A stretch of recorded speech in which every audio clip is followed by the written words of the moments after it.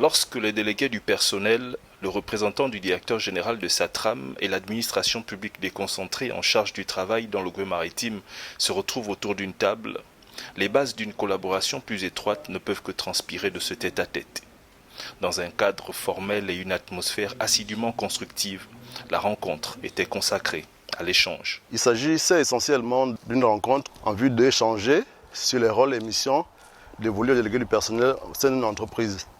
L'objectif, c'est d'envisager ces rencontres à terme pour qu'il y ait un dialogue serein et constructif au sein de l'entreprise. Évoquer le dossier Satram, c'est tout de suite comprendre que l'échange revêtait une importance particulière en plein contexte de redressement de cette entreprise.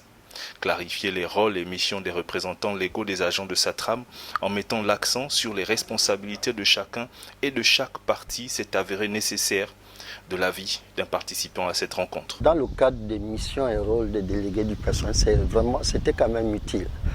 Non pas que les délégués du personnel ne savent pas ce qu'ils font, mais il faut comprendre qu'avec la masse de représentants des délégués du personnel que nous avons, qui sont situés à différentes catégories socio-professionnelles, il y a forcément certains qui n'appréhendent pas bien le rôle qui est le leur.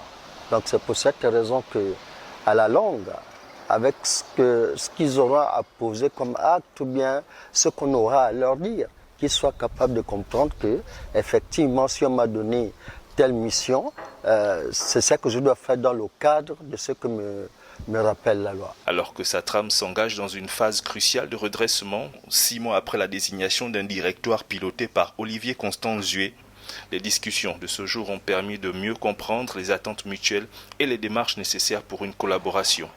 Satram compte actuellement 750 agents repartis entre Port-Gentil, Libreville et Moanda.